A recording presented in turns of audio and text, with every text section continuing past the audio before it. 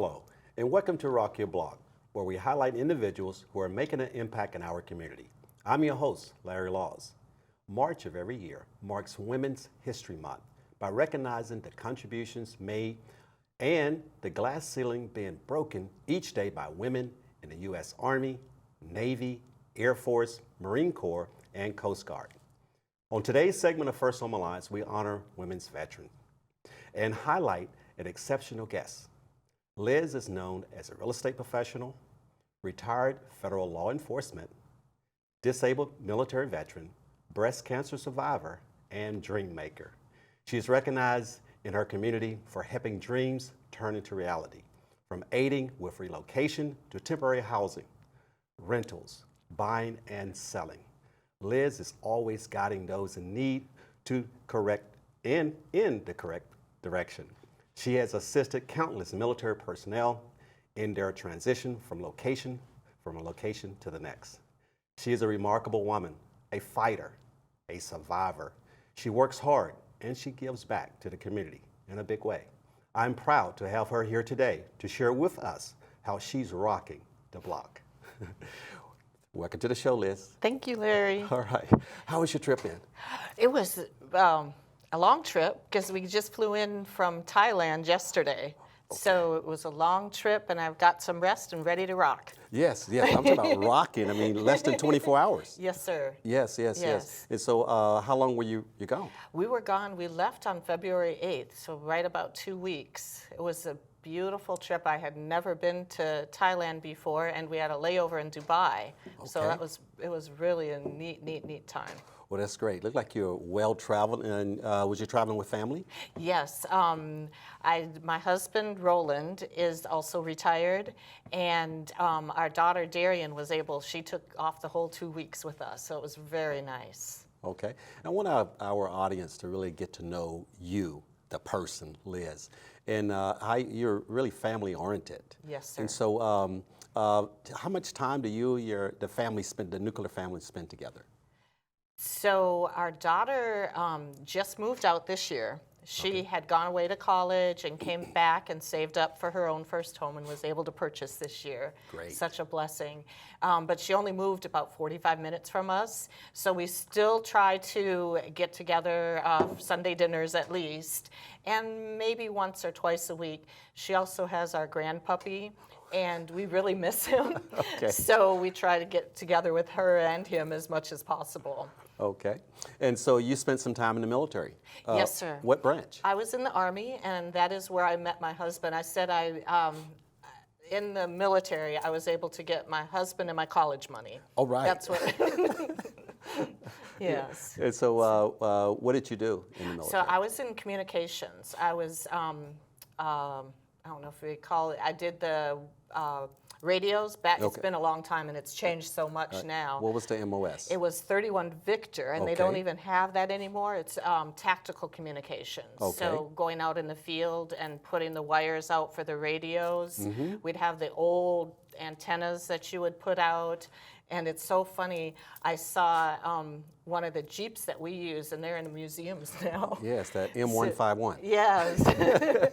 So my husband and I met there. He was a military police, and I was in communications in the unit when we met. And we met and were married at Fort Leonard Wood, Missouri. Super. So you did a lot of communication while you were in the military. Yes, sir. Yes. I know a little about the 31 series. Yes. That was a 31 whiskey. Okay. Ended up being a whiskey, but a 31, I think Victor.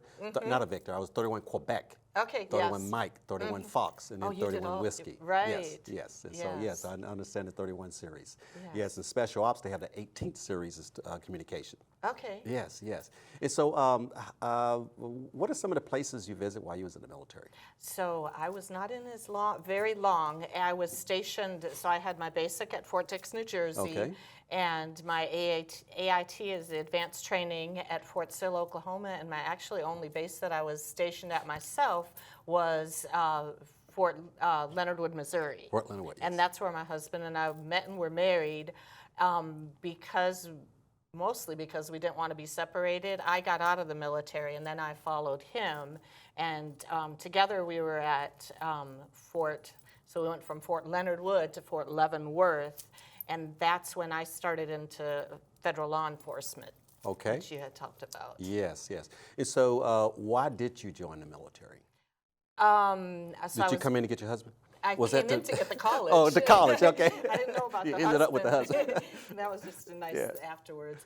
But I had gone to 2 years of college, Yes. and my parents are farmers in Wisconsin. Yes. And I had sold a cow because, weird story. My family, if a calf was born on your birthday, you would get that calf. So I had one calf, Yes. and I sold that to pay for my second year at college, but I ran out of money.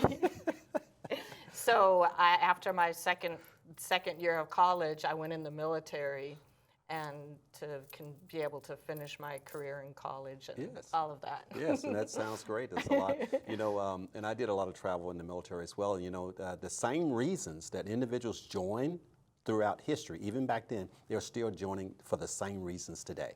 Yes. And everyone have their different reasons for joining.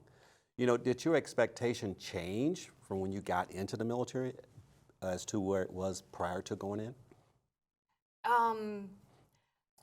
Sometimes I think back and think, oh, if I would have gone in, I could have done a lot and done so much more.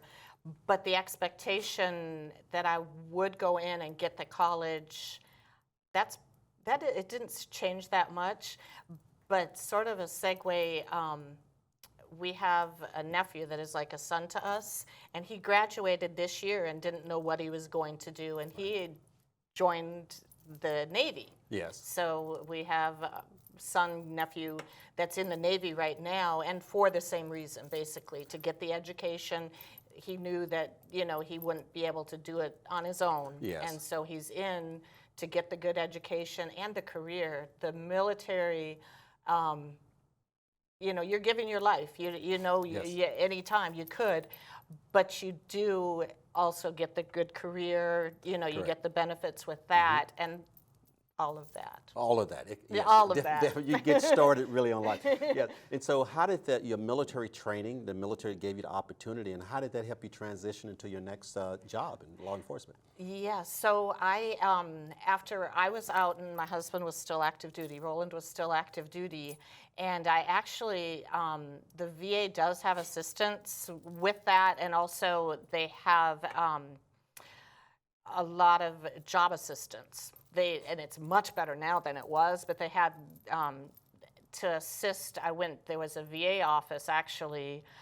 We were in Kansas City at the time, and they had actually helped with my resume and getting things together. And I was able to, I had several temporary government jobs before I was able to get a permanent government job. I had also worked, we were in Leavenworth, Kansas. So in Leavenworth, Kansas, it's mostly prisons there. Yes. So I started in the state prison. Okay. And then after the state prison, I went over to the federal. Okay. And so was that job, it was like, was it easier not necessarily easy, but sort of more pleasant of a transition coming from the military to that job? Yes, and I think coming from a farm background too, with my family in the Midwest too, they're very hard workers. Yes. So it was, that was instilled as a child, but also from the military, the strict discipline that you have did really help with getting into the federal law enforcement, the law enforcement with the state, and then into the federal law enforcement. And the newborn, the baby, when did she come along? So she came in 1993. So I was in federal law enforcement first, and then Roland did as well. Yes. And then actually it was our first duty station together in federal law enforcement that we were pregnant with our daughter Darian, and then we were both correctional officers at the time. I applied while I was pregnant to get a position that wouldn't be as strenuous and be able to hopefully be home with her more, and I was able to get into the training department. Okay. So I transferred, and so we moved when she was 8 weeks old from Florida, where we were stationed, to California. And each transfer was across country for a few times till we ended up here. Well, that's great. I'm glad you're here. Me too. Yes. And so even doing law enforcement, it seemed at some time you even picked up another career, another job. I don't know if you're doing it full-time, part-time. How did you get into the field that we're talking about, this being a real estate agent? Yeah, right. So I had one of my girlfriends had been a realtor for a long time, and she decided to start her own company. And she asked several of her friends, and I was one of them, if we'd want to join her. And she showed us the classes to get started, and she was starting her company, and I joined her and helped her business grow. And we started and went from, there was 6 of us to up to 30. Super. And so, and then after, worked with her for several years, and I was very blessed in that I love helping people. Mm-hmm. And so it's natural for me. I did that in training and personnel with the Bureau of Prisons, but now I could get paid for it. Really? And, it was wonderful because I did. I would, when people would relocate or something, I'd be there to help them, but then I'd get a commission check for it. It was really nice. Yes, right. So I see during this time period, you've actually been able to help out quite a bit of service members, and a lot of your niche, I think, comes from law enforcement and federal government and service members. Yes, I love helping federal military, and a lot of people don't realize that realtors can even help with rentals. Okay. And a lot of military, you don't want to, when you're going to move again in a couple years or something, you don't want to purchase right away. Right. So, I love to help and also educate them. And I do give back. I will give rebates. I've been so blessed. The company that I'm with, I am able to give back a rebate, or so at closing, when they buy their home, that I can give back. Mm-hmm. We're about to take a short break, but before we go, I would like to remind you that First Home Alliance is a HUD-approved housing counseling agency serving the National Capital Area. If you're a first-time home buyer or a homeowner in need of mortgage assistance, please visit the U.S. Department of Housing and Urban Development website to find a HUD-approved agency in your area. We'll be right back after the break. Stay tuned. With First Home Alliance. A little bit about First Home Alliance. We are a HUD-approved housing counseling agency that was established in 2002 by our executive director, Larry Law. He established the nonprofit. He established it because his mother purchased her first home at the age of 65. And everyone was like, how did you do that? Because her income was really low. And so that's how he found out about the USDA program. And so through the USDA program, his mother was able to purchase her first home. It intrigued him to see how he could help individuals basically experience the American dream of homeownership. So he established the nonprofit. Mission is to increase homeownership to low to moderate income families. And so what does First Home Alliance do?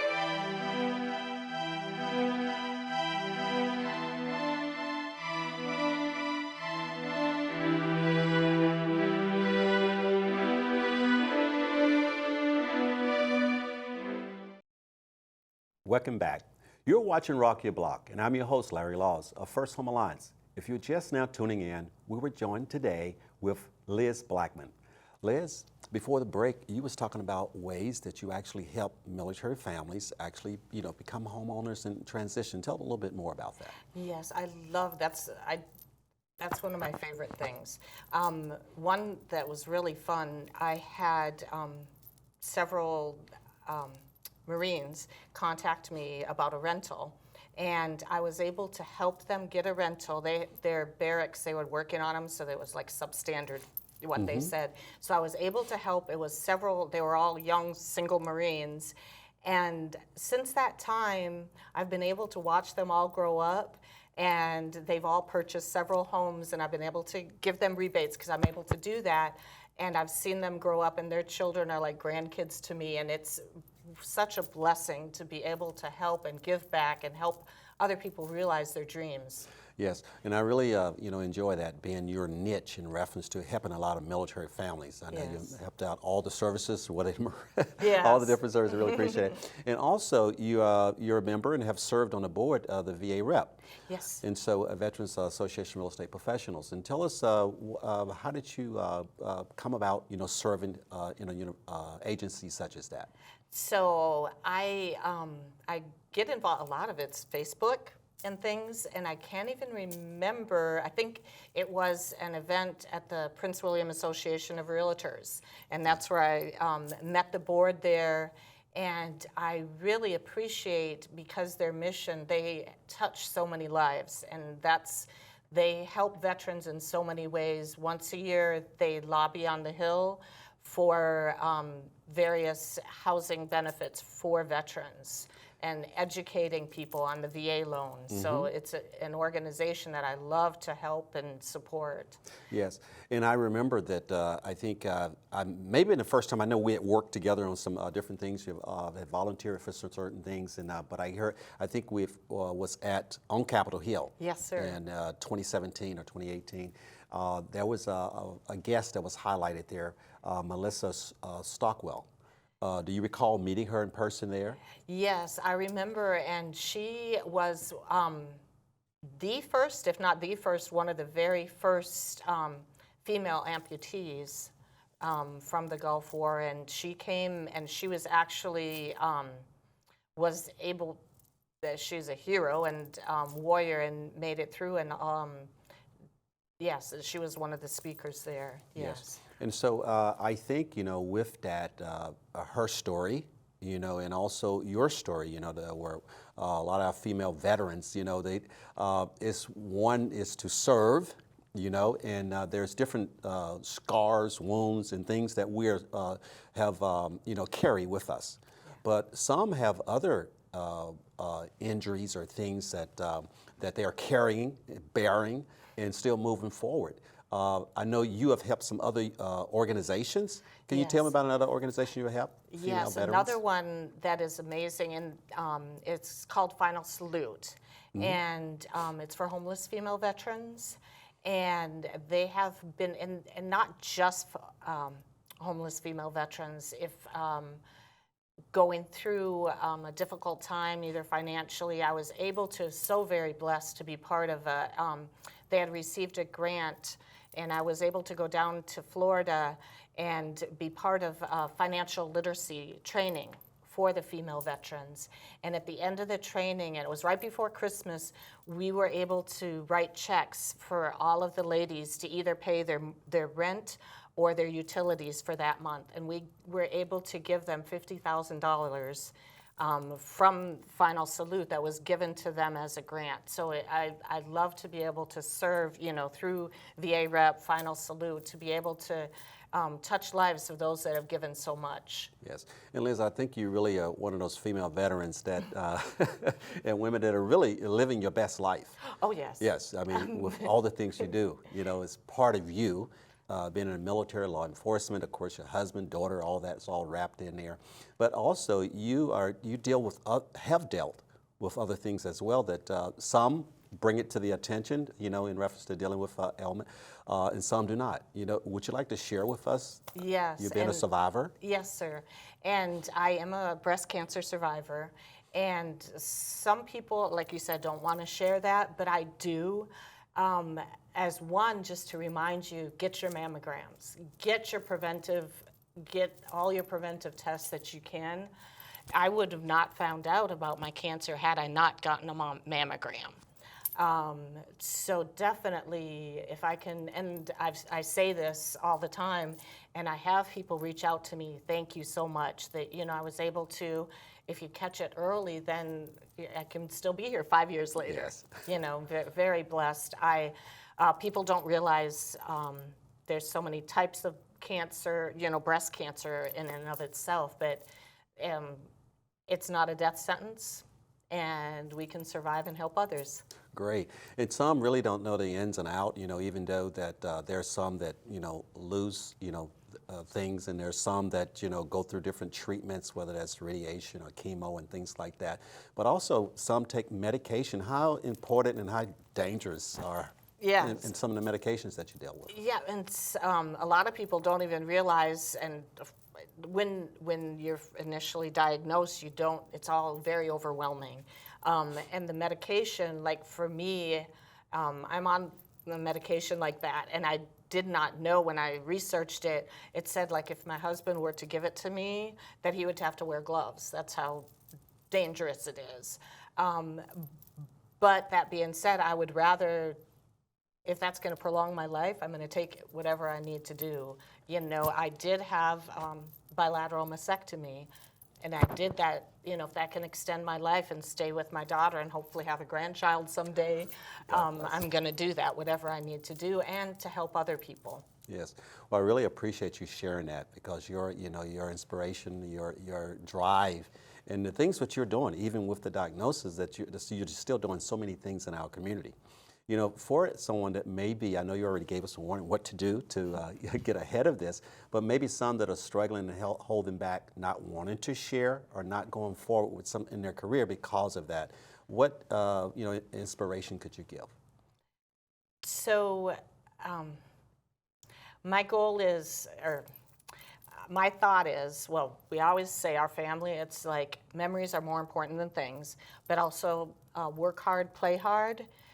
But if you don't try, you won't ever achieve anything. And you never know what's going to happen in a second. You couldn't be diagnosed with the cancer. You could be hit by a car. You could live the best that you can every day. And go along with that is treat everyone, sort of like the way back in biblical, is that treat everyone that you'd want to be treated. Is that you can be good and you can touch lives and bless others. And it's not that you're looking to be blessed in return, but it's a blessing to bless others. Yes, yes, yes. And I really appreciate all the things you have done, for the community that I know of, and you're touching a lot of lives. And so, what's on the horizon for Liz? So, 2 years ago, it really flies really fast. My husband and I. We think one day I'll actually retire. I am retired. Him and I are both retired federal law enforcement, but we opened an Airbnb, and in Florida, and we're hoping to open another one. That's in Tampa, and open another one, and we would like to be able to do that and be more involved with that. Well, that's great. That's great. Well, I want to say thank you for coming in and sharing that. And could you just tell our audience how to maybe they could get some more information on you? Yes. Thank you all for listening to us. And my website is Blackmon Homes. It's my last name, BLACKMON, Homes, HOMES.net. Thank you. All right. Thank you, Liz, and thank you for coming in. Thanks Yes. for the opportunity. All right, great. I hope you enjoyed this interview and the time spent with the dream maker, Liz Blackmon. It has been an honor to recognize her accomplishments while we celebrate Women's Veterans Month. If you would like more information about Liz, you can visit her website below. Now it's time to check our inbox and see how we can help rock your block. This is where we share a recent question sent to us from you, our viewing audience, about financial stability and housing. Today's question comes from Springfield, Virginia. I'm thinking of purchasing a home. Where do I start? That is a good question, and thank you for bringing that. Where do you start? First, you want to start by talking to a professional in a professional environment. And the best place to do that is an educational environment. I recommend you start by attending a first-time homebuyer class and talking to a HUD certified housing advisor. A housing advisor is going to take you step by step through the home buying process. You can get more information about homebuyer education classes on our website. I'm Larry Laws of First Home Alliance, and it's been my pleasure sharing with you our mission and highlighting people in our community that are making an impact. If you have questions about financial fitness or have a way that we can help make your dream of homeownership a success, email your question to our inbox at help@firsthomealliance.org. Then tune in to our next show to see if your question was selected to be shared with our audience. You can easily get more information about our services by visiting us on the website at firsthomealliance.org. And please follow us on Facebook. Thank you for watching today's segment of First Home Alliance, and join us next time to rock your block.